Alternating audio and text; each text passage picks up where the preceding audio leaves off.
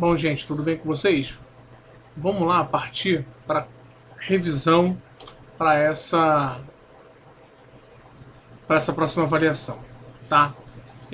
Como o assunto é extenso, eu vou fazer uma revisão mesmo, tá? Vou passando os slides, tem muitos slides para a gente ver, né? Esses aqui tratam de Segunda Guerra e Guerra Fria, então tem bastante coisa mesmo, tá? E aí a gente vai comentando e vai passando.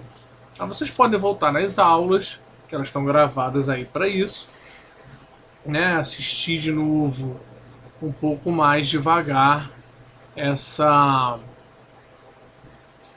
aulas, tá? Mas vamos lá. Então o que acontece, gente? Vamos ver o contexto da Segunda Guerra, né? Tinha tido a primeira, que já tinha gerado uma crise muito grande, e quando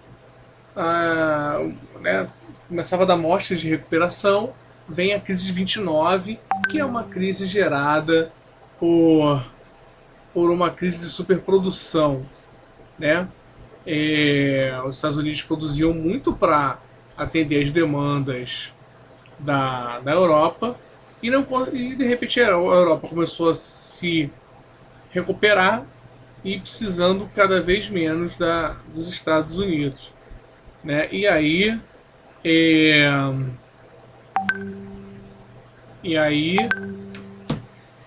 ficou uma produção muito grande, tá? Além disso, lá na Europa aconteciam as campanhas expansionistas dos fascismos, né? Principalmente o fascismo alemão, o nazismo, que por rancores ainda do Tratado de Versalhes, de toda a consequência da Primeira Guerra para a Alemanha, começa a ter um expansionismo, principalmente com o Hitler no poder, com a ascensão de Hitler ao poder, né, que vai dando novas caras aí para a Alemanha. Ele que chega, né, muito por conta da crise econômica que a Alemanha passava, né, da incapacidade de se recuperar de vez, do grande clima político, da grande tensão política, grande polaridade política da Alemanha. Hitler foi conseguindo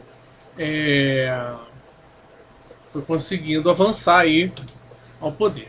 E aí esse expansionismo desrespeita os tratados, né, o que foi acordado no Tratado de Versalhes, e os países da Liga das Nações, principalmente Inglaterra e França, adotam uma política de apaziguamento. Né? Como é isso?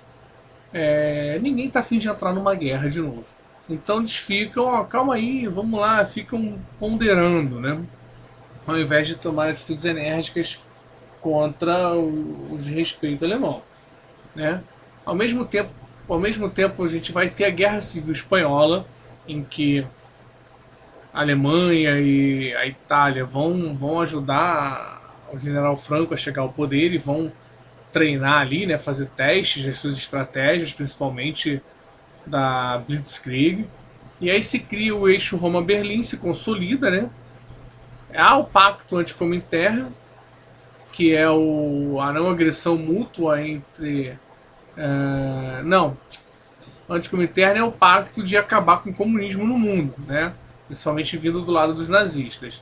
Depois ocorre a Anschluss, que é a anexação da Áustria.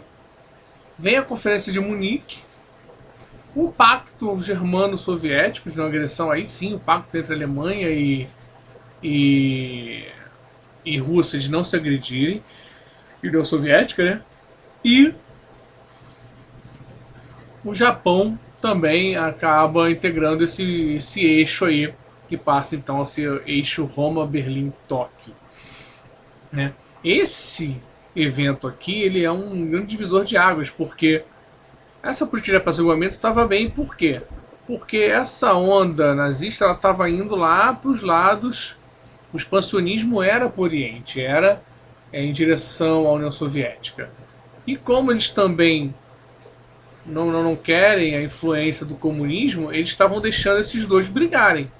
Falaram, beleza, eles vão chegar lá e vão brigar. Só que eles fizeram esse pacto. E aí não teve muita muita saída, se não entrar em guerra, principalmente depois da invasão da Polônia, né? Com esse pacto aqui, a Alemanha invade a Polônia, a União Soviética também invade a Polônia e ficam os dois controlando a Polônia aqui no meio, tá? E aí os outros países saem em defesa da Polônia, mas na verdade saem de acabar com a guerra, com esse pacto todo, né? Então, a gente tem esse rápido avanço alemão com a Blitzkrieg, né? Que é uma tática que vocês já conhecem, de bombardeio relâmpago e de avanço relâmpago, né? Com toda a intensidade que eles conseguirem, certo? E aí, em 42, a gente tem a Alemanha dominando todo esse território em azul, tá? Esse território em azul mais escuro é a Alemanha com seus aliados, assim, então tem toda a legenda aqui, mas olha o tamanho que a Alemanha chega em 42, né? Olha só, aqui no norte da África também, aqui ó, é só a Suíça aqui que ninguém invade, né? Todo mundo guarda o dinheiro lá, ninguém é maluco de invadir, senão todo mundo vai contra você, né? E aí o que acontece? Em 42 o Hitler resolve invadir a União Soviética. E aí é que ele vai se dar mal, né? Aí começa a derrocada do Hitler, porque ele vai ter um avanço muito rápido, muito destruidor, com uma grande força, mas os soviéticos vão reagir e vão para cima dele, tá? Enquanto isso, lá no Japão também no mesmo ano vai ter o lançamento vai ter a entrada do Japão, né? O ataque do Japão a Pearl Harbor. Mas vamos aqui. Então eles entram, invadem com o objetivo de combater aí o bolchevismo e controlar os recursos soviéticos, né? Que incluíam minérios, cereais, petróleo, tudo muito importante para se manter numa guerra, né? Comida, minérios e petróleo, tá? A Rússia então adota a tática de terra arrasada, que eles vão recuando e vão destruindo tudo no caminho até que isole e enfraqueça as tropas alemãs e depois vão partir com tudo. Já tinham feito isso com Napoleão, né? Parece que o Hitler não estudou história, né? E aí é o que eu falei, ele chega lá na cidade, né? De Stalingrado, e aí uma batalha muito sangrenta, muito difícil, e eles, então os soviéticos vencem e começam a avançar sobre os alemães, tá? Enquanto isso é o que eu falei, lá no Pacífico o Japão, para revidar um bloqueio comercial, ataca a base de Pearl Harbor, e aí os Estados Unidos, que estavam se mantendo neutros, né, acabam então entrando na guerra também. Olha também o domínio japonês aqui, tudo em vermelho aqui, ó. É tudo que o Japão dominou lá no Pacífico, tá? E aí a gente tem todas essas frentes de batalha. Os Estados Unidos e a União Soviética entram na guerra do lado dos aliados, a Itália se rende em 43, a Alemanha passa a resistir sozinha então, né? Ocorre o dia D, no dia 6 de junho de 44, que é o desembarque das tropas aliadas no litoral norte da França, na Normandia, que partem para cima, então, conseguem tomar praia, aí você pega e assiste o Resgate do Soldado Ryan, que você vai ter uma ideia de como foi essa batalha. Tem a tomada de Iwo Jima e de Okinawa, lá no Japão pelos Estados Unidos, e finalmente a tomada de Berlim pela União Soviética, tá? A Alemanha acabou abrindo vários frontes de batalha e não conseguiu dar conta de todos eles. E aí sucumbiu, né, ao ataque de tantos lados diferentes, né? A guerra acaba com o suicídio do Hitler e a tomada do parlamento alemão do Reichstag, certo? Ainda há alguns focos de resistência, mas não tinha força, né? Enquanto isso, lá no Japão, os Estados Unidos, com a desculpa de abreviar a guerra, né, em evitar mais mortes, lançam a bomba atômica, as duas bombas atômicas em Hiroshima e Nagasaki, mostrando para o mundo o poder que tinham, né, e já inaugurando a Guerra Fria, porque na verdade isso também foi um recado para a União Soviética, tá? Aí tá o quanto cada país perdeu, né, de vidas, né? Você vê a União Soviética perdeu 26 milhões de pessoas, é muita gente. Muita gente, tá? Aí tem a questão do Holocausto também, do extermínio sistemático dos judeus, que eram considerados aí uma raça inferior pelos alemães que se julgavam superiores a outras raças, né? E depois da guerra temos várias conferências que vão reorganizar aí o mundo, né? Depois dessa ferocidade toda que a guerra trouxe, tá?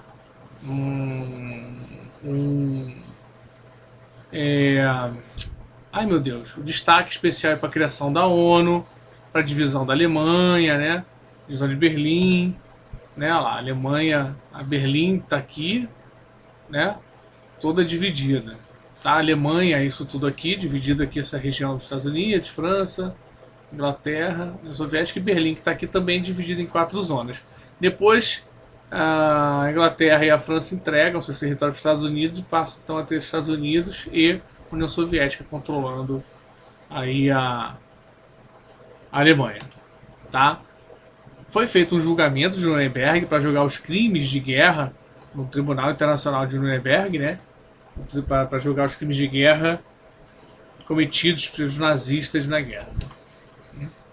E Israel também acaba tendo, os judeus acabam tendo um estado criado para eles, que é o Estado de Israel, né, na Palestina, e com isso os palestinos também perdem muitos territórios e não tem um estado também delimitado para eles. Então foi dada muita atenção aos judeus israelenses e não aos palestinos, e isso gera conflitos até hoje, tá?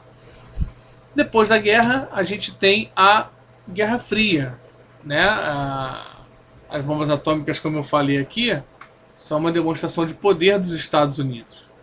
E, principalmente, com a declaração de Truman, né? Num discurso em que ele coloca os Estados Unidos como os guardiões da liberdade dos povos para conter a influência soviética. É o que é uma balela, enfim. Eles só estão de olho nos interesses deles mesmos, mas esse é assunto para mais tempo, certo?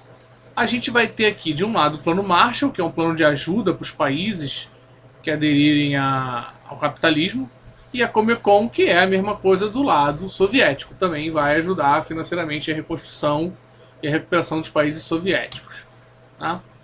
Aí temos também mais uma aqui, a OTAN e o Pacto de Varsóvia. A OTAN é uma aliança militar para se resguardar dos soviéticos na Europa, né? A Organização do Tratado do Atlântico Norte. E o Pacto de Varsóvia é a mesma coisa, tá? Se equivale à OTAN, mas do lado soviético também, para se resguardar de qualquer ataque soviético. Os dois atuavam muito na Europa, certo? Foi feita uma cortina de ferro, tá? Que é o nome disso aqui. E qual era a grande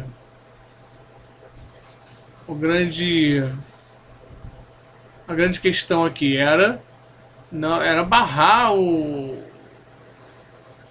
o avanço, né, do comunismo ali, delimitar as fronteiras entre capitalismo e comunismo, certo? A Alemanha dividida já falamos, né, das questões da Alemanha que fica dividida aí, é horrível, o muro de Berlim que é criado para que não deixar que os cidadãos de Berlim Oriental passem para o outro lado, né, saiam do bloco comunista e passem para o lado capitalista, enfim, tem toda uma questão de emprego, de força de trabalho envolvida aí, né? Vai lá na aula principal que a gente explica isso com mais calma, certo? Há uma corrida armamentista também entre os países, porque eles tinham que demonstrar seu poder, né? Para seduzir outros países a entrarem nos seus grupos e ficarem cada vez mais fortes, né? Então vai ter muito investimento em armamento bélico, né? Tanto que meio que em represália à instalação de mísseis na Turquia pelos Estados Unidos, a União Soviética coloca mísseis atômicos em Cuba, tá? E Cuba é pertinho, olha aqui, tá? Olha só. Então, aqui o alcance dos mísseis que estariam aqui em Cuba, os mísseis atômicos. Então, isso foi uma grande crise. Os Estados Unidos se sentiu muito ameaçado, né? Ficou muito arredio, e nesse momento o mundo quase entrou numa guerra nuclear, a Guerra Fria quase ficou quente. Há também uma corrida espacial para demonstrar poder e a superioridade um do outro. Então começa a exploração do espaço, né, a chegada na Lua e tudo mais. É tudo para demonstrar poder, para demonstrar capacidade maior sobre o outro, né? E também a propaganda, né? A gente tem toda uma propaganda, o imaginário das pessoas na Guerra Fria sobre espionagem, né? Sobre a vitória do capitalismo, sobre o comunismo. Olha a diferença, o tamanho do lutador, né? E o Rock. Isso aqui é Rock 4, eu acho. Depois você dá uma olhada no filme, que o filme mostra muito bem isso, tá? Cara formado em laboratório, o outro é a paixão, é a garra, tá? Olha lá, o Lenin, tá vendo aqui? Ele vai acabar lutando lá na União Soviética, enfim. É um filme muito Guerra Fria esse aqui, tá? E o Capitão América também é criado aí com esse intuito também de propaganda, tá? A China faz a sua revolução também socialista, se torna uma grande potência também aí comunista, chega a dividir a liderança do comunismo, do socialismo mundial com a União Soviética. Alguns seguiam a linha, né, socialista da China, outros seguiam a linha soviética, enfim. Vai dividir um pouco a liderança desse socialismo no mundo, tá? Mais aí do desenvolvimento da Revolução Chinesa, tá? Uma revolução cultural, o isolamento, a China se isola do mundo, os planos quinquenais de desenvolvimento, e a China acaba se tornando hoje uma grande potência, né? Depois do Mao Tse Tung e da morte dele, a China vai avançando, cria um sistema meio híbrido de capitalismo com socialismo, né? Com algumas práticas ainda socialistas e muitas práticas capitalistas também, depois da abertura, tá? E Cuba também entra nessa com a Revolução Cubana, que se torna um importante ponto estratégico. Tanto é que a União Soviética tentou colocar lá os mísseis, né? Acabou depois retirando, depois da crise, de toda a tensão que gerou, mas foi muito importante essa Revolução Cubana, até para os Estados Unidos também reagirem e influenciarem na instalação de várias ditaduras de direita na América do Sul nessa época, inclusive a do Brasil, né? Vão apoiar vários movimentos de ditaduras militares no continente americano, tá? E é isso, ok? A gente com isso encerra a Segunda Guerra e Guerra Fria. Eu já ultrapassei um pouquinho do tempo, né? Uns 3, quase 4 minutinhos. Então vou me despedir. Um abraço para vocês, só para relembrar essa matéria, e assistam quantas vezes precisarem, voltem às aulas também, que são mais divididas, que são vistas com mais calma, ok? A prova está tranquila, relaxa e estude aí e fique bem. Falou? Um abração.